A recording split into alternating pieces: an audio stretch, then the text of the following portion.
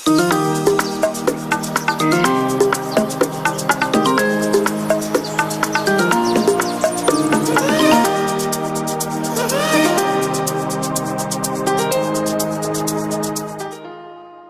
Cable TV Kenya, Beyond the Real.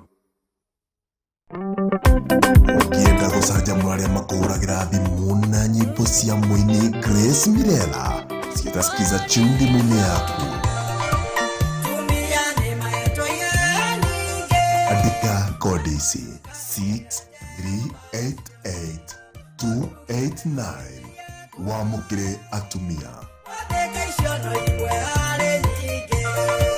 Nĩguo kwamũkĩra Kenya.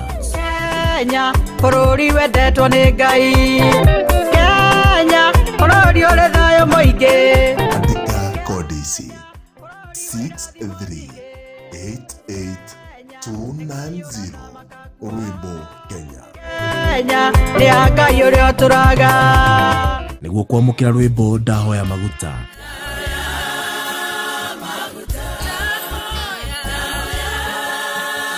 Andika kodi ici 6388291 Nĩguo kwamũkĩra ndĩmũitĩrĩrie maguta.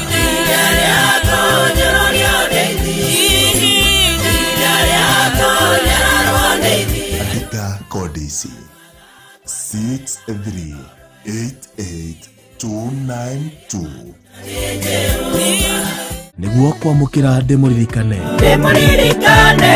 Ndĩmũririkane na Mephibosheth na Mordekai. Andika kodi ici 6388293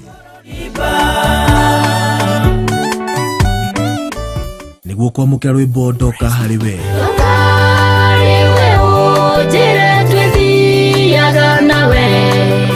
Andika kodi ici 6388294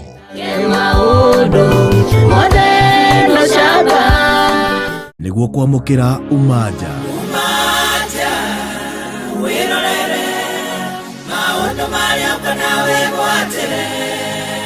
Andika kodi ici 6388295 Nĩguo kwamũkĩra Ngai nĩ areka rĩngĩ.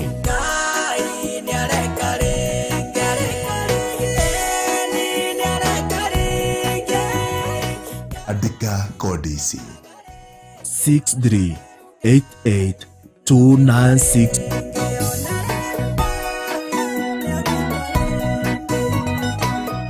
kodi ici citũme ta message kuri 811 wamũkĩre nyĩmbo cia Grace Mirela.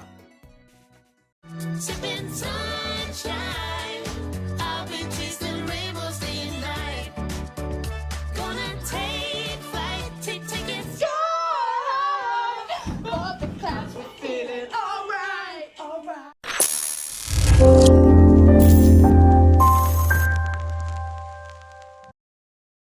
The 2022 FIFA World Cup is just 1 year away from bringing you moments that make history. Don't miss a second of the action.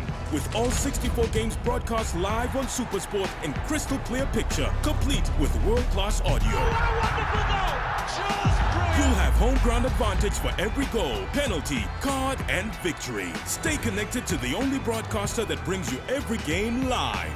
Can you believe that? GoTV, love it.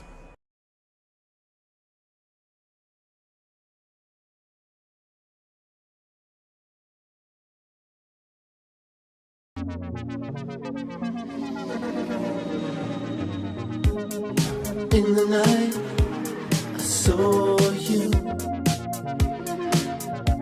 but it's different this time.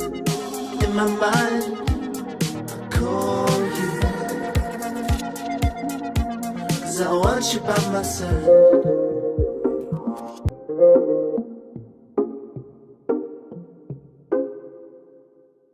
The 2022 FIFA World Cup is just 1 year away from bringing you moments that make history.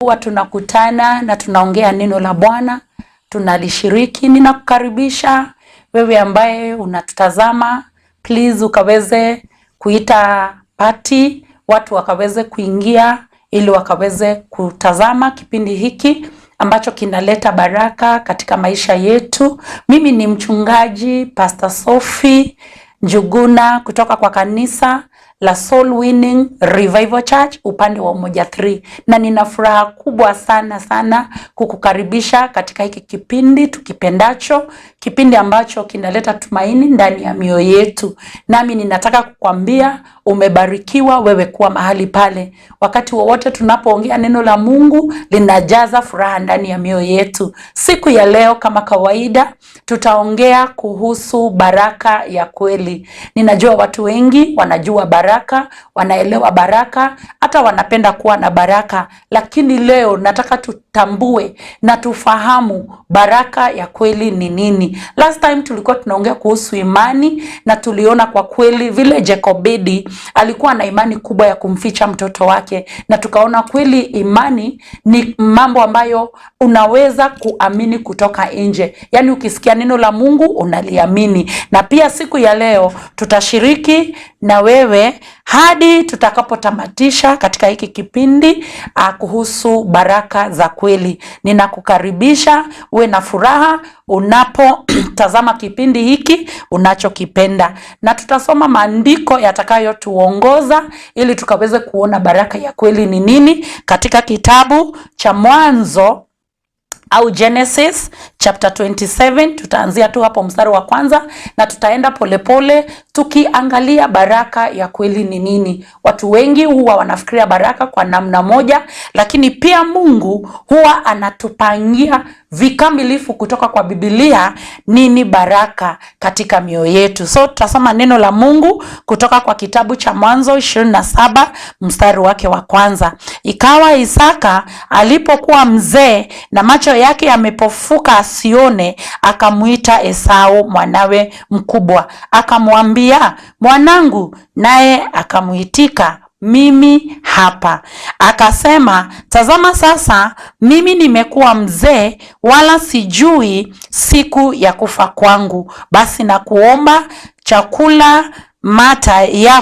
chukua mata yako, pondo lako na upinde wako, ukaende nyikani uniwindie mawindo, ukanifanyie chakula kitamu namna ile nipendavyo, ukaniletee ili nile, na roho yangu ikubariki kabla sijafa. Rebeka akasikia Isaka aliposema na Esau mwanawe. Basi Esau akaenda nyikani awinde mawindo ayalete. Rebeka akamwambia Yakobo mwanawe akisema, angalia, nimesikia baba yako akisema na Esau ndugu yako akinena, niletee mawindo ukanifanyie chakula kitamu ili nile, na nikubariki mbele za Bwana kabla ya kufa kwangu. Basi mwanangu, sikiza sauti yangu kama nilivyokuagiza. Enenda kundini unitwalie wanambuzi wawili walio wema, nami nitafanya chakula kitamu kwa baba yako namna ile aipendavyo. Kisha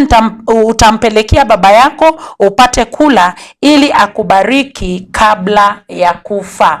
Mtazamaji, siku ya leo ningependa tuombe tunapoanza kipindi hiki. Baba, ni asante kwa sababu ya neno hili ambalo tumelisoma. Naomba liwe la baraka na likaweze kufafanua baraka ya kweli ndani ya mioyo ya wasikizaji na wale wanaotutazama. Kwa jina la Yesu tunaomba, haleluya. Nina furaha sana ninapokuletea hili neno. Mpendwa, tumelisoma na hiyo ni hadithi refu ambayo iko katika kitabu cha Mwanzo, na tunajua Biblia imeanza katika kitabu cha Mwanzo, lakini siku ya leo hii hadithi inaelezea baraka ya kweli, pia inaelezea vile unaweza patana na baraka. Tunamuona hapa kuna familia ya kikundi fulani ambayo leo ni familia ya Yakobo, na Biblia inasema ya kwamba Yakobo alikuwa amemuoa Isaka.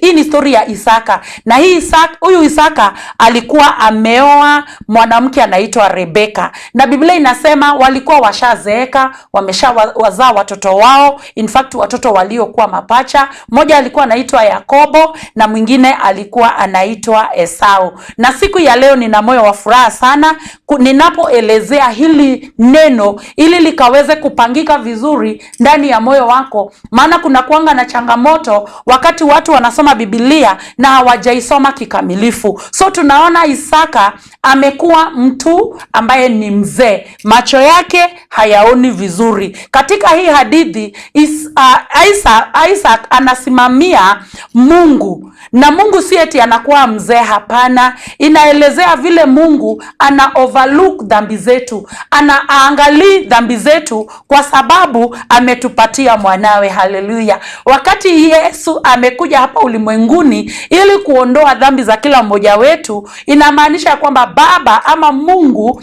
hatuangalii na jicho ya kwamba sisi ni wenye dhambi, kwa sababu already ameshatoa dhabihu kwa ajili ya dhambi zetu ambaye ni mwanaye. Kwa hivyo wakati nazungumzia Isaka ya kwamba alikuwa haoni, inazungumzia Mungu ambaye hatembei na kiboko akikuangalia wewe mtazamaji, akikuangalia wewe unayenisikiza ya kwamba anataka kukuchapa, anataka kukuadhibu. Hapana. Last time nilisema ya kwamba Mungu hakumtoa mwanawe ili akaweze kutuhukumu. Hapana.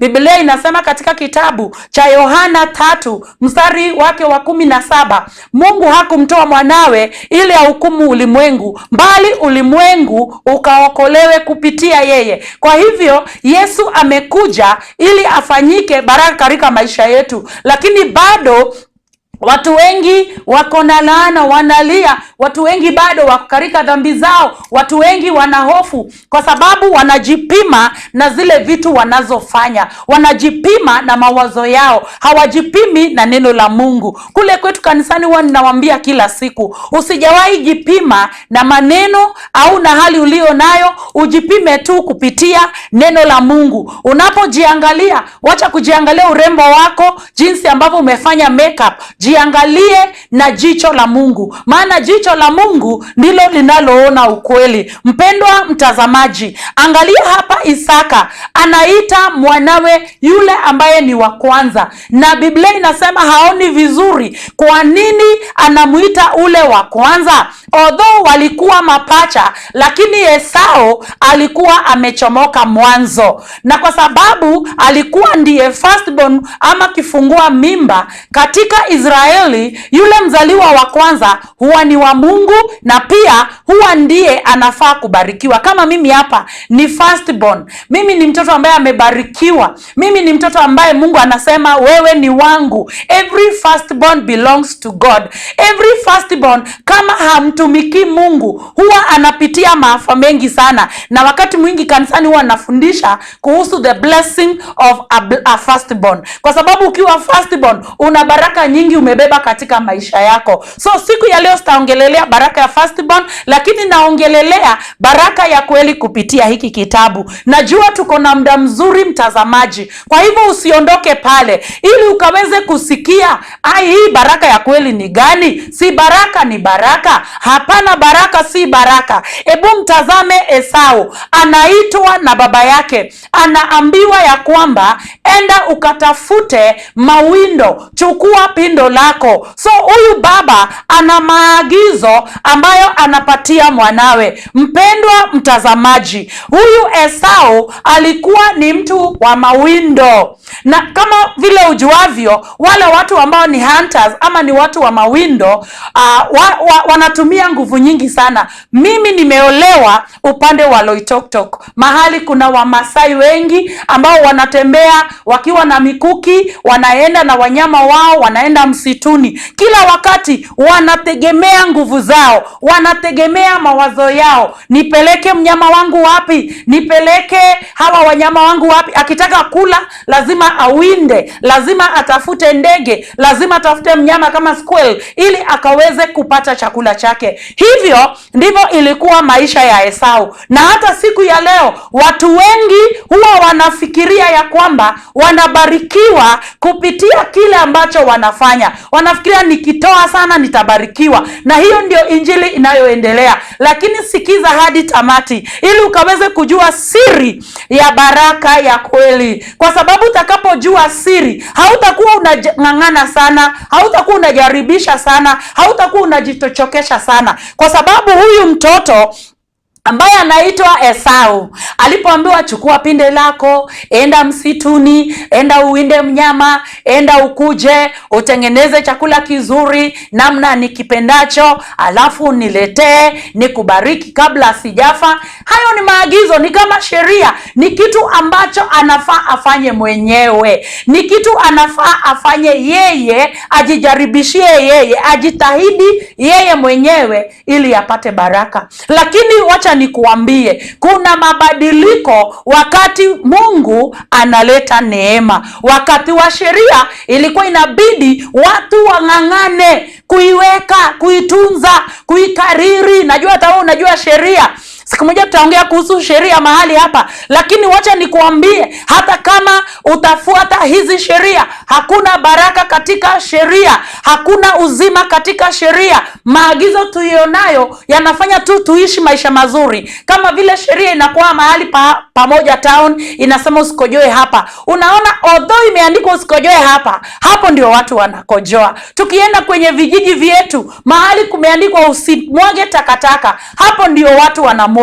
Kwa nini watu hawawezi wakafuata sheria? Watu hawawezi wakaiweka sheria. Na ndiposa unaona huyu mtoto amechomoka chop, kwa sababu anajua mimi ni mwindaji, mimi ninaweza kufanya, mimi ninaweza kutokea na mnyama aliyenona, niko na pinde langu. Mpendwa msikilizaji, mpendwa mtazamaji, nataka nikwambie siku ya leo, baraka zako hazijafunganishwa na kile unachokifanya. Baraka zako imefunganishwa na vile bingu na vile Mungu anavyosema. Na ndiposa unaona wakati hayo maneno yamezungumzwa, kuna mtu mwingine anajitokeza. Huyu mtu anaitwa nani? Huyu mtu anaitwa Rebeka. Tumesoma katika mstari ambao umefuata mstari wa 5. Tunaona kuna mtu mwingine amesikiza, na pia kuna baraka ya kusikia, lakini leo naongelelea kuhusu baraka ya kweli.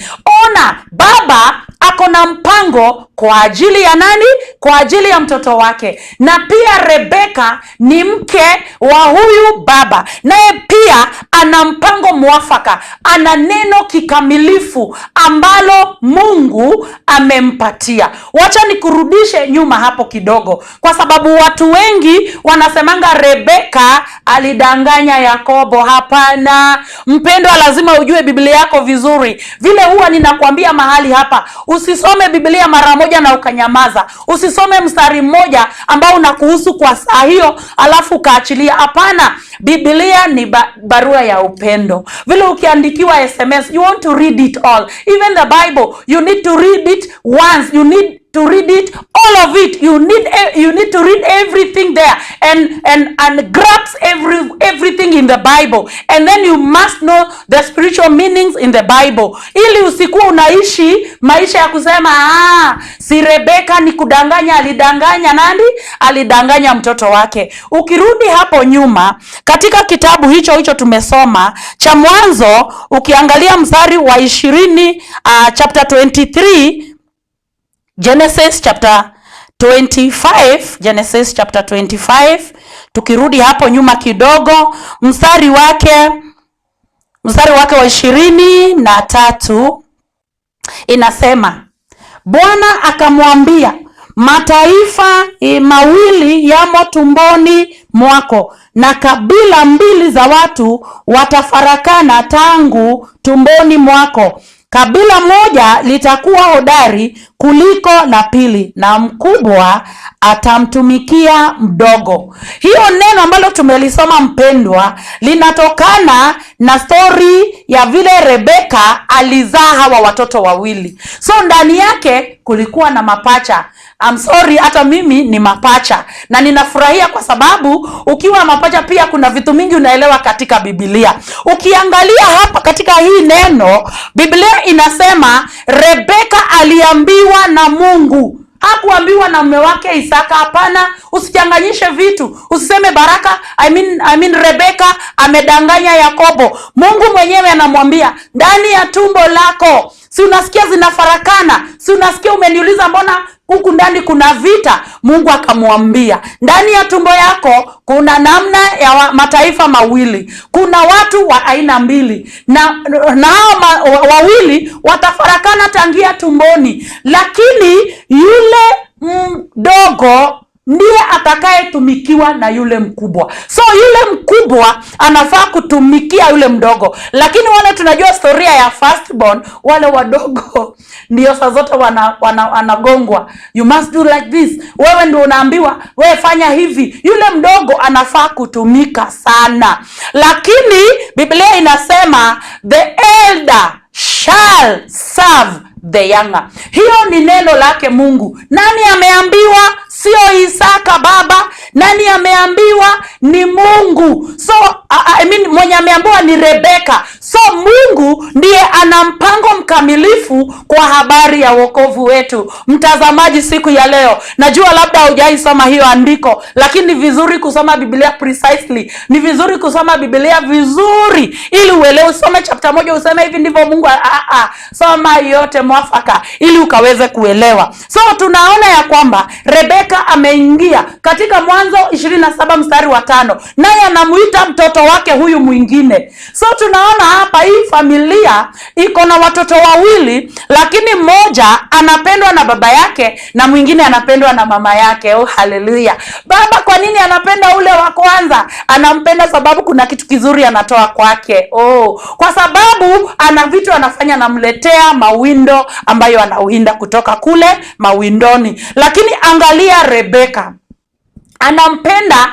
Yakobo. Sio kwa sababu Yakobo anafanya kitu. Biblia inasema Yakobo alikuwa tu anakaa katika hema. Alikuwa anakaa kitchen na baba yake na mama yake. Alikuwa mama's boy. Na ninajua wale wanatutazama, kuna wale vijana wako namna hii. Kuna neema na kuna baraka kwa vijana ama kwa watu ambao wanakaa karibu na wazazi wao. Lakini leo nazungumzia kuhusu Rebeka. Rebeka ambaye amesimamia Yesu Kristo. Ukikaa karibu na Yesu Kristo, hauhitaji kufanya jambo lolote ili ubarikiwe. Hauhitaji kamati inayojipanga ili ubarikiwe. Mpendo wa mtazamaji, niko hapa kukuambia kuna baraka ya kweli ambayo haitokani na tabia zetu, ambayo haitokani na vile nafikiria, haitokani na bidii yangu, haitokani na masomo yangu. Baraka ya kweli inatokana na Yesu Kristo. Baraka ya kweli inatokana na mwana wa Mungu. Tunamuona Rebeka, kuna neno anamwambia mtoto wake, anamwambia wewe usiende mawindoni. Hapana, katika zizi enda uchukue wanambuzi wawili uniletee, mimi ndio nitachinja. So huyu mtoto atakuwa tu amekaa pale, anaangalia mama yake akichinja, anaangalia akifanya, anaendelea, anamuona akitekeleza kila jambo kwa ajili ya maisha yake. So baba amegojea mawindo kutoka kwa mtoto wa kwanza Esau. Oh, huyu mtoto wa Esau anapokimbiza swara, ako na moyo gani? Oh, I'm so happy. Today I will be blessed. My father is almost to die, so I will be blessed. So wakati tunazungumzia to die, inamaanisha mpango imeiva ama mpango imekuwa accomplished. Baba anataka kupeana anao responsibility kwa mwana. Mungu anataka kupeana responsibility kwa Yesu Kristo, kwa sababu kupitia sisi wenyewe hatuwezi okolewa, hatuwezi pata baraka ya kweli, hatuwezi pata amani. Lakini kupitia Yesu Kristo, yeye ni amani ya kweli, yeye ni furaha ya moyo wetu, yeye ni shujaa yetu, yeye ni mshindi wetu. Kupitia yeye tunaitwa zaidi ya washindi. Mtazamaji, usijaribu kung'ang'ana sana. Ingia ndani ya Yesu. Kaa ndani ya Yesu. Vile nilikwambia, Musa alikaa kwenye kijisafina akapata baraka ya kuingia katika ikulu. Musa hakuna kitu alifanya, hapana, alikubali tu kuwa fixed na mama yake Jekobedi ndani ya safina. Na wewe unahitaji kuingia ndani ya Yesu, maana huyu Yesu ndiye safina ya kweli. Ukiingia ndani ya huyu Yesu, maandiko inasema ya kwamba atakufanyia kila kitu, atakutekelezea kila kitu, atakujibia kila kitu, na wewe tu utakaa pale ili akaweze kukuita mbarikiwa. Mpendo wa siku ya leo, tunabarikiwa kupitia Yesu Kristo. Nikushangaze, unaona Mungu mwenyewe anasema the elder shall serve the younger. Yule mkubwa atamtumikia mdogo. Sheria ndiyo ambayo inafaa iname mbele ya neema, maana neema ndiyo itakuwa kubwa. Although ndio inakuja wakati wa kumalizia, lakini ndiyo itakayokuwa kubwa katika jina la Yesu. Wengine wanashangaa ninazungumzia kitu gani? Mpenzi mtazamaji, Biblia inasema katika Mathayo 5 mstari wake wa 17. Ukisoma vizuri Mathayo 5 mstari wa 17 inasema, sikuja msifahamu, msidhanie nimekuja kutoa torati au kuondoa manabii. Hapana, sikuja kufanya hivyo. Mimi Yesu ndiye anasema hiyo andiko, nimekuja kufulfill, kutimiza. Watu wengi wanasema Yesu hakuja kuondoa sheria, hakuja kuondoa manabii, alikuja kuweka nguvu. Mpendwa, sheria ikiwekwa nguvu, nani ataweza? Kama ikiambiwa usikojoe hapo, unakojoa hapo. Na kama fine ni 500,000 alafu iongezewe nguvu, unaona wewe ndio utaumia. Kama takataka ikiambiwa usimwage hapo, kama ukiambiwa usifanye namna hii kazini, ukivaa hivyo uende ufutwe, itakuwa ya shida. Lakini katika Yesu tunapata neema. Katika Yesu tunapata neema ya kuingia, tunapata neema ya kukaribishwa. Siku ya leo tunaona huyu mtoto ambaye anaitwa Yakobo, anaambiwa lete tu alafu nyamaze. So Yesu alikuja si kuweka sheria nguvu. Usikunaambia watu hivyo, mtumishi wa Mungu naye nitazama, wewe mwimbaji unayeimba, usiseme vitu kama hizo. Hiyo sio maandiko. Soma wewe mwenyewe Mathayo 15 mstari wa 17. Haisemi hivyo, haisemi kuweka nguvu, inasema kutimiza. So sheria inatimizwa na Yesu. Rebeka aliye mfano wa Yesu, ni yeye anafanya kila kitu kwa sababu ya baraka ya Yakobo. Yakobo hakustahili baraka, lakini kwa nini anabarikiwa? Neno la Mungu lilikuwa limesema. Wale ambao tunasoma Genesis 27 na hatujasoma Genesis 25, wanasema inadanganya, lakini haidanganyi. Mungu ndiye alisema hivyo. So siku ya leo, wacha nikuonyeshe vile mtu ambaye ni firstborn, ambaye anataka kubarikiwa kupitia Isaac, inakuwa ngumu. Lazima afanye, lazima awinde, lazima akimbizane. Wanyama waliokuwa wamemjua Esau, kama vile wale watu wameweka vitu town, wale watu ambao wanawekanga minara town, wanaogopanga city council people. So wakati wanaona city council people, what do? They run away. The thieves, when they see policemen, they run away. Even when Esau was running after an animal, the animals were running away. They knew this is the hunter, this is the killer. Esau kazi yake ni kuua ili abarikiwe. Lakini sisi, Mungu alitutolea Yesu Kristo, akamchinja, akamuua, ili kupitia Yesu tuzipate baraka za kweli. Mpendwa mtazamaji, angalia mahali hapa. Rebeka anasema, wewe ingia tu kwa zizi niletee, nitafanya kila kitu, alafu wewe mwenyewe ndiwe utaenda kupeleka.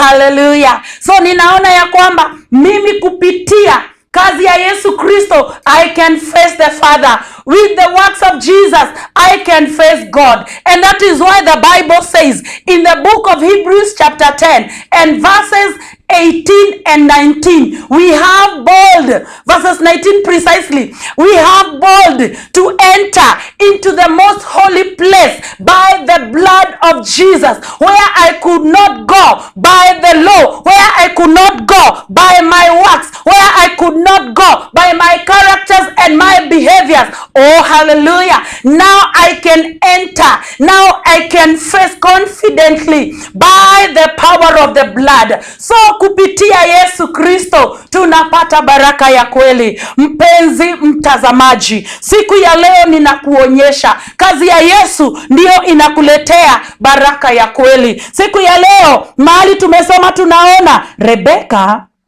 anatayarisha wanambuzi hawa. By the way, mimi nimeolewa, niko na watoto wawili. Na wewe pia unanitazama umeolewa, uko na watoto kadhaa, uko na moja ama wawili.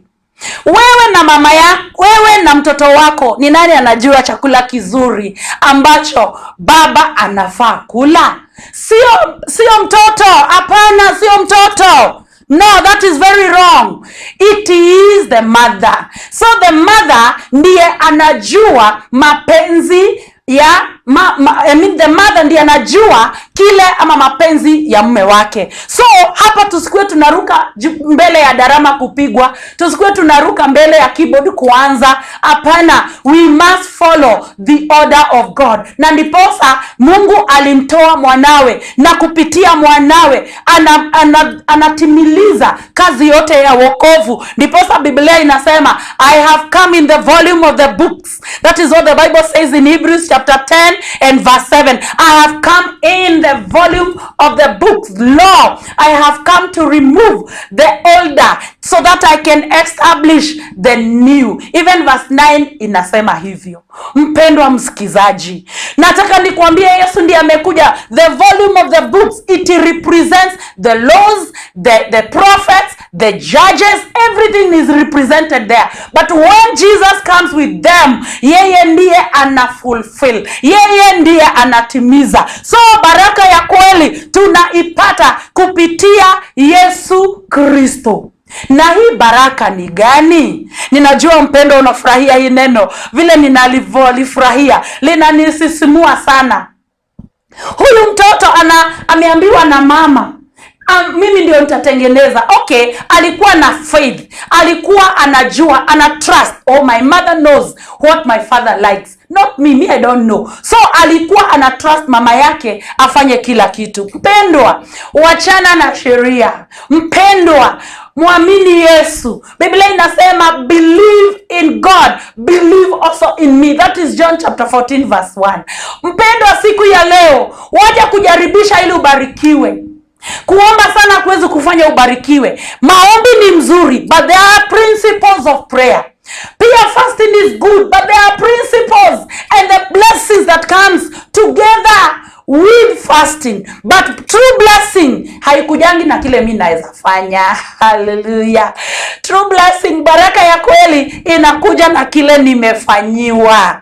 Ni kama vile nimeolewa, nimetolewa mahari. Ni kama vile mume wangu alienda kwangu. Me, I was just relaxing. Hata sikutoa hata penny. Mimi hata sikujifanyia kitu. Everything was prepared by my husband. Even today to come here, everything you see me, I have been prepared by the producers. So mimi nimetulia tu, kazi yangu ni kuongea. Mpendwa, kwa nini unataka kufanya Mungu mganga? Waganga ndio wanapelekea kuku ili upate baraka.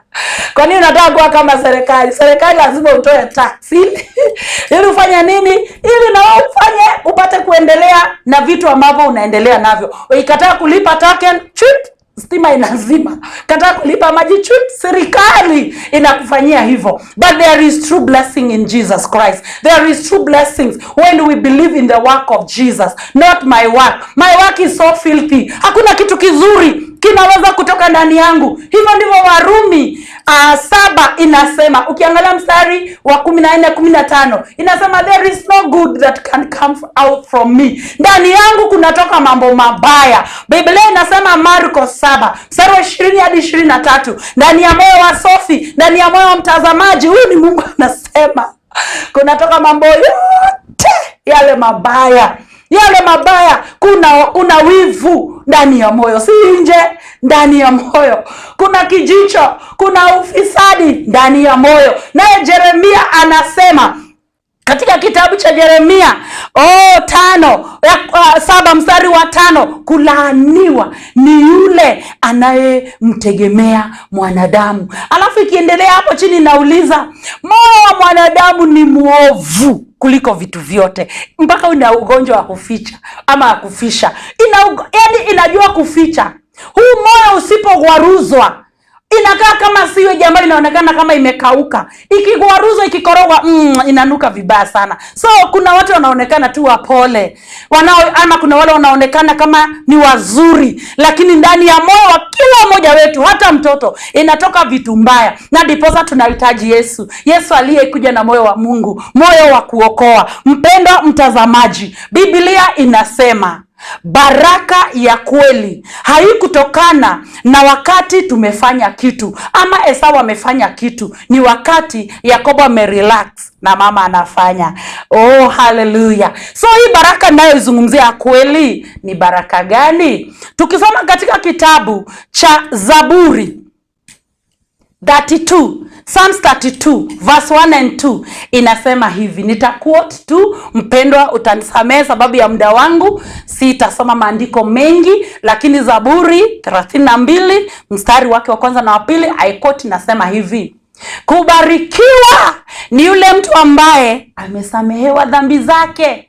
That is why I said nazungumzia baraka ya kweli. Tena inasema kubarikiwa ni yule mtu ambaye makosa yake imesitiriwa.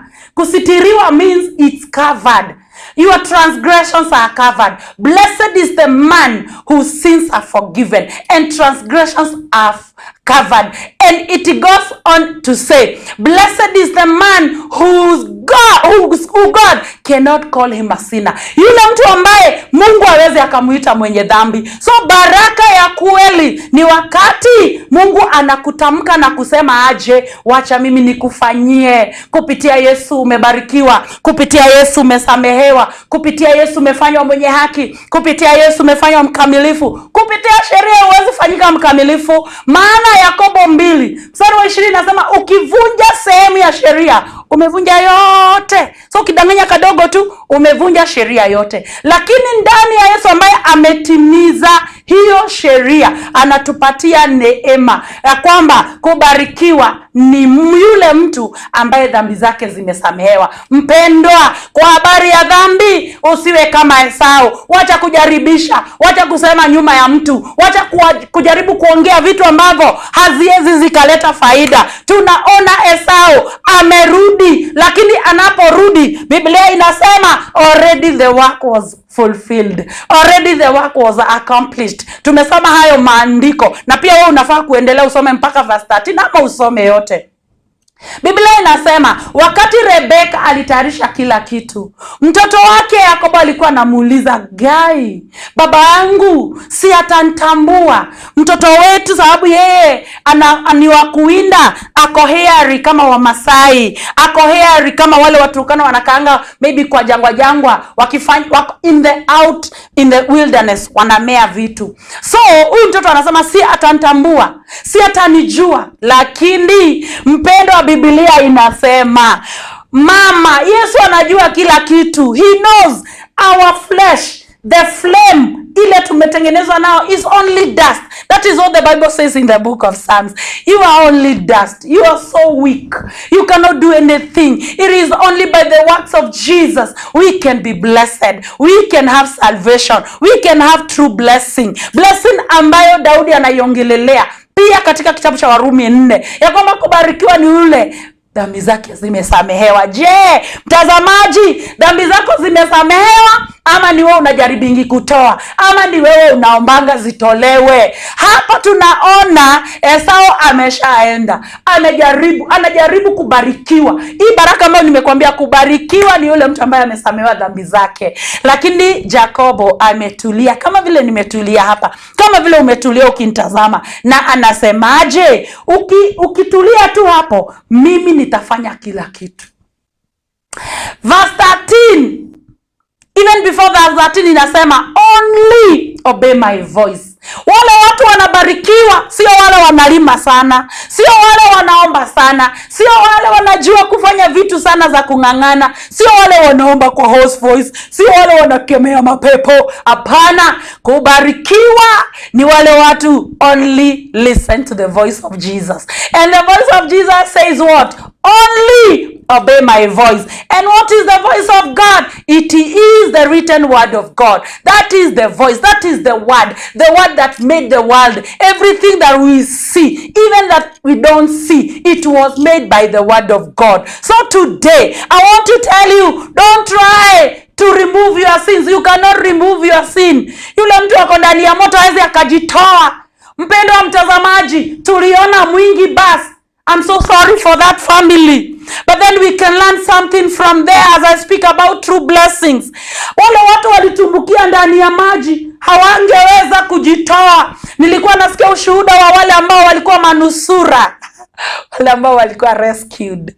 Walikuwa wanasema, niliona giza, singeweza kufanya kitu, lakini kuna voice nilisikia mtu akiniambia, siwezi kuja hapo, tumbukia kwa maji. Alipokuwa anaangalia maji, anaona maji itamuangamiza. Kama vile Yakobo anaona, nikipeleka hii chakula kwa baba atanilaani. Na mama anamwambia, let your curse be only upon me. So tunaona wale watu walitumbukia kwa maji, wale wengine waliweza kuwanasua, waliweza kuwaokoa. So mtu aliyekuwa kwa hiyo basi angeweza kujiokoa. Yule mtu ambaye kuokolewa, I'm very sure from that bus they all perished.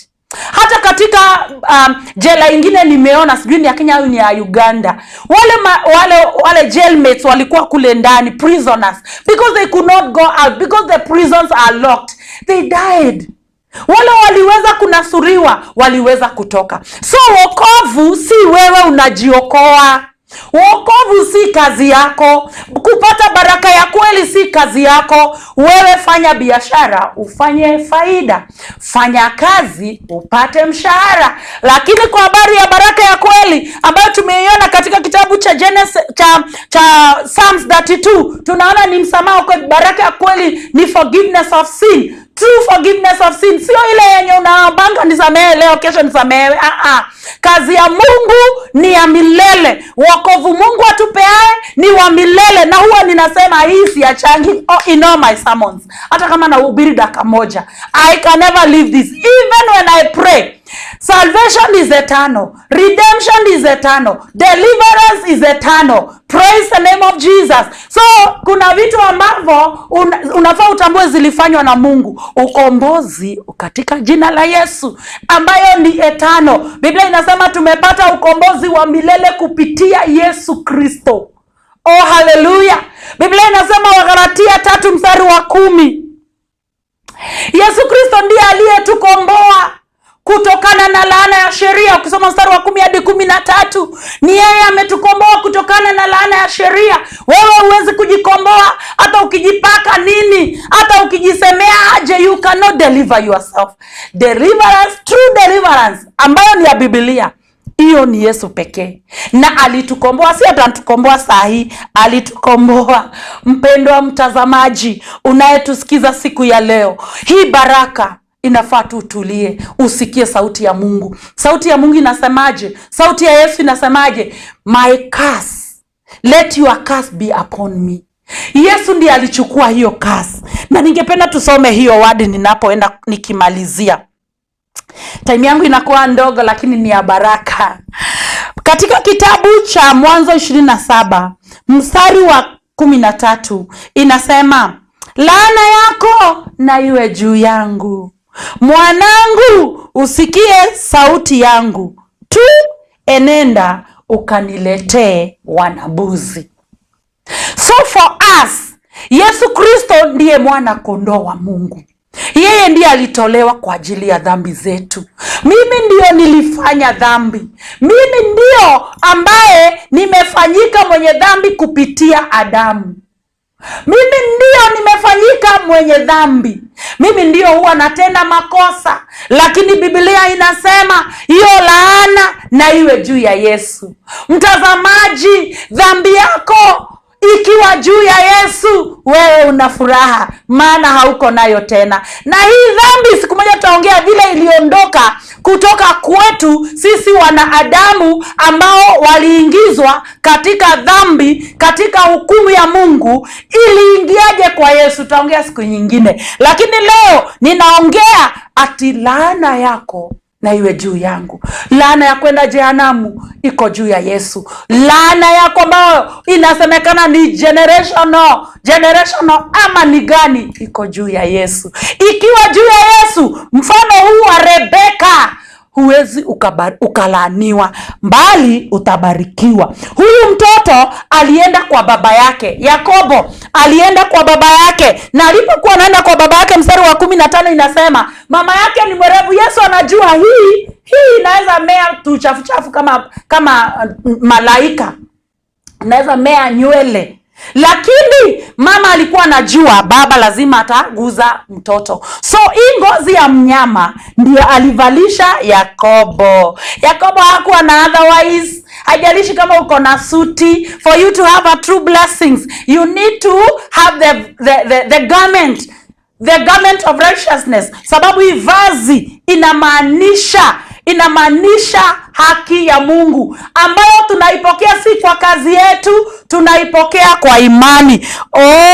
Hii vazi ambayo navaa imetoka wapi? Inamaanisha mnyama amechinjwa, na mnyama akichinjwa kuna nini? Kuna damu. Na kila siku anasema pasipo umwagikaji wa damu hakuna msamaha wa dhambi. Na tumeona baraka ya kweli ni kusamehewa dhambi. Na inasema aje hii ambayo Rebeka amevalisha mtoto wake, nimemwaga damu. Kwa hivyo unaweza face God. You can face God only by the blood of the lamb. Na ndiposa nilianza kwa kusema Hebrews chapter 10 verse 19. We have the confidence to enter into the most holy place where Sharia could not allow us to enter. By the blood of Jesus. Where is this confidence coming from? It is by the blood of Jesus. And that is why damu ikimwagika, kuna msamaha wa dhambi. Hii kivazi nayo amevalishwa, although kinanuka mnyama, inamaanisha nini? Haki ya Mungu. Ninaipokea kwa imani. Mpendwa unayenitazama siku ya leo, msamaha wa dhambi haitokani na kupiga magoti, haitokani na kulia sana. Hata wewe mtoto akikukosea, akuja akisema mimi ni mwenye dhambi, how do you feel? Unasikia vibaya, unaweza atamchapa, unaweza ondoka hapa. So we always go hiding behind the blood. Baraka zetu tunajificha kwa damu ya utakaso. Hii damu ikitutakasa, now we can face who? We can face God. Mpendwa mtazamaji unayemsikiza mpaka online, najua muliitana, najua ulikaribisha mtu. Biblia inasema kupitia huyu mnyama, huyu ambaye alichinjwa na mama Rebeka, kupitia kazi ya Yesu aliweza kupata baraka. Tunaona Yakobo alibarikiwa, lakini Esau alilaaniwa. Esau alilaaniwa akiwa amefanya nini? Amechukua pinde, amekimbia, ameenda msituni. So many difficulties along the way. The animals are running away from him and he is chasing after them, and then he must kill, and then he must bring. And wakati anakuja aambi hashughuliki na mama, hashughuliki na Yesu. So watu wengi wanasema mimi naenda direct kwa Mungu. My friend, ile kukataliwa utakataliwa ni kama ile ya Kaini. Kaini alienda na melon nzuri lakini alikataliwa. But when Abel went with the firstling from the flock, alikubaliwa na sadaka yake ikakubaliwa. So mchana wa siku ya leo, baraka ya kweli ni kusamehewa dhambi. Na hii kusamehewa dhambi lazima iwe damu. Lazima kuwe na msalaba. Hatusamehewe hii dhambi kwa magoti. Hatupati baraka ya kweli kwa kulia. Wewe hata ukilia, hata ukisema sitoki hapa mpaka unibariki, utatoka tu. Upende usipende utatoka tu. Utatoka tu. Hata Esau alitoka tu. Aliondoka tu, na kazi yote alitoka tu. So baraka zetu zitokana na kile naweza fanya. Baraka zetu zinatokana na vile Yesu alitufanyia. kwa sababu sio kwa matendo, mbali ni kwa neema. Waefeso 2 mstari ambao ni kipaumbele ya true gospel na the grace gospel inasemanga wokovu, tumeokolewa kwa neema, ni kipawa, and then kwa sababu ya benefit of time. Ukiangalia katika kitabu cha Warumi 9, Biblia inasema precisely verse 16, haitokani na kazi, not of who ambaye anataka, sio kwa yule atakaye, not for that who willeth, not for that who runneth, no, but through God who shows mercy. So through God, through the planning work of God ambaye anaipitishia kwa mwanae ili aifulfill, we are blessed. Mpendo unabarikiwa kupitia Yesu, mpendo umeinuliwa kupitia Yesu, mpendo umehakikishiwa kupitia Yesu. Najua watu wengi hawakuwa wanajua hii story, na unaweza nipata kule upande wa Facebook wanajiita Jofi. Unaweza fuata, huwa nahubiri sana, huwa ninahubiri kwa radios, kwa TVs mingi, na huwa ninaongea hii sana. Ni vizuri ukinifuatilia, sababu tutafuata Biblia moja kwa moja. Unaweza jua kuhusu hizi baraka za kweli, sio kwa vile unaweza jiosha. Hata mtoto akiwa ako mchafu anategemea neema umuosha awe msafi vizuri, lakini yeye akijiosha anajichafua vizuri. So wacha kusema ninajiosha, ninajitumbukiza kama mandazi, sijui ninajifanya aje. Wewe huwezi jifanyia. Esau hakubarikiwa sababu alijifanyia, lakini Yakobo alitulia tu, laana yake, uovu wake ukawa juu ya Rebeka ambaye ni mfano wa Yesu. Alipoenda alibarikiwa. Baba alikuwa anasema, ai, sauti ni ya Yakobo, lakini mwili ni wa nani? Mwili ni wa Esau. So huu mwili ambao hii haki ambao tumeipokea, ama hii uzuri tuliopokea na hizi baraka tumepokea, haitokani na sisi, imetokana na Yesu. Mpendwa mtazamaji, muda hautaniruhusu kuendelea, lakini ni vizuri ujue dhambi zako zimesamehewa zote kupitia Yesu Kristo. Ni kupitia Yesu tunasamehewa, kupitia Yesu tunapata baraka ya kweli, kupitia Yesu we receive true grace. The grace that means the working power of God in our lives. Unmerited power, unmerited work ambayo haikuwa inafaa inikujie, lakini mimi na wewe imekukujia. Mpendwa, wacha kujaribisha. Wacha kulala sana ukigagaa, ukisema kwa hii machozi Baba nisikie, kwa hii matoleo nilitoa Baba nisikie. Kama kwa matoleo watu wanafaa kusikizwa, kwa habari ya baraka ya kweli nimekwambia there are principles also for giving, lakini leo nazungumzia baraka ya kweli ambayo ni msamaha wa dhambi. Ukitoa kuna baraka zake, lakini nazungumzia baraka ya moyoni, baraka ya kiroho. Mpendwa, unalianga sababu unazichanganyisha. Usisichanganyishe. Unafaa kufanya nini? Unafaa kujua mwelekeo wa kila neno katika Biblia. So saa ya leo tumebarikiwa kuwa na wewe katika hiki kipindi. Pokea msamaha wa dhambi kwa kuamini peke yake, kwa kuamini hiyo neno. That is why Mother Rebecca said, only obey my voice, only believe in my voice, believe in what I'm doing. So by the works of Jesus, to may receive true blessings. Receive these true blessings only by obeying, only by believing in Christ Jesus. Not by kneeling down, not by much prayer and more babbling of tongues. No, true blessings hazikuji kwa hiyo njia. Kwa hiyo njia kuna baraka zake. So siku ya leo nataka nitamatishe hapo, na tumebarikiwa na nimebarikiwa sana kuwa pamoja na wewe.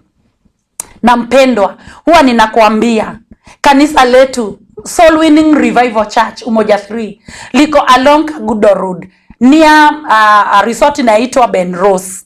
Mahali pale ukikuja before ufike junction ya Mama Lucy Hospital ambayo iko opposite, si tuko upande wa Umoja 3.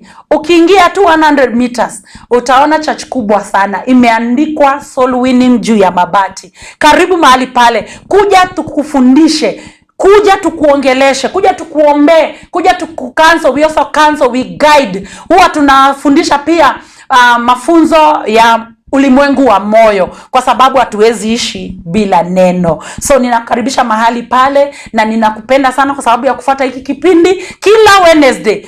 saa 8, be tuned, fuata hapa, tutakuongelesha siri nyingi za Mungu kupitia neno lake. So Mungu akubariki sana na akutendee mema. Ninajua kuna wengi wameniandikia, kwa sababu ya muda sitaweza kuangalia na kusema fulani aliniangalia, fulani amesema hivi, fulani amesema hivi. Kwa sababu ya muda unaweza nifuata Jofi upande wa Facebook, unaweza nifuata kule na tunaweza jua mambo mengi. Na pia niko na namba yangu 0723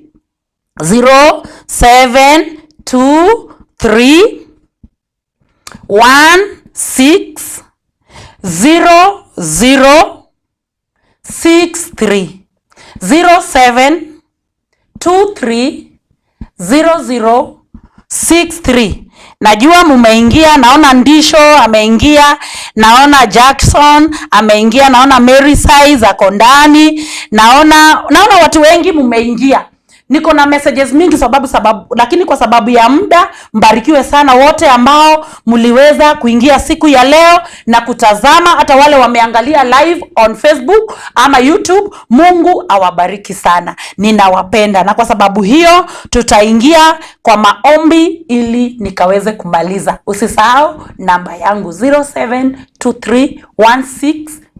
0723160063 na nitakuombea ili siku yako na wakati wako uwe wa baraka. Baraka ya kweli ambao ni wokovu wa kweli hatuupatangi kwa maombi, ni kwa kuamini. So sikuombei uokoke. Ukiwa umeamini neno ambalo nimelizungumza, tayari umepokea baraka ya kweli ambao ni msamaha wa dhambi, ambao Mungu hatakuita tena mwenye dhambi, bali mwenye haki, mkamilifu na mtakatifu. Baba, kwa jina la Yesu, asante kwa kipindi hiki ambacho umetupatia ili tukaweze kufikia watu wako kupitia neno lako. Asante kwa mtazamaji ambao wametutazama kupitia kila platform ambazo tumeweka ndani ya media. Katika jina la Yesu, ninamuombea akaweze kuamini hili neno kama vile Yakobo aliamini sauti tu ya mama yake na akaweza kubarikiwa. Jehova, naomba wakaweze kubadilisha mawazo yao na kuingia katika baraka ya kweli ambayo ni msamaha wa dhambi. Uwabariki wanapoamini, uwabariki na kuwatendea, sio kwa sababu wanataka kuokoka. Huu sio mwito wa kutaka kuokoka,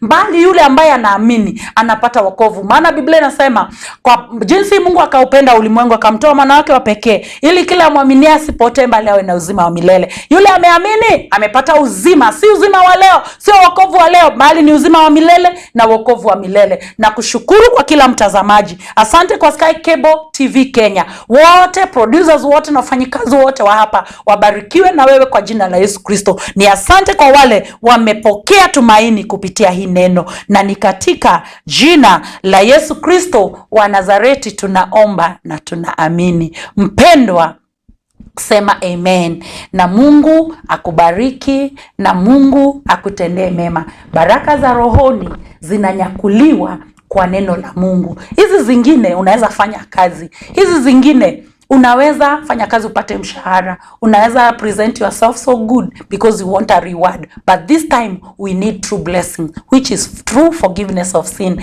and it only comes by believing the word of God as it is written. God bless you. Tukutane Wednesday. Saa ngapi? Saa 8 kamili. Ubarikiwe. Shalom, shalom, shalom. Amen.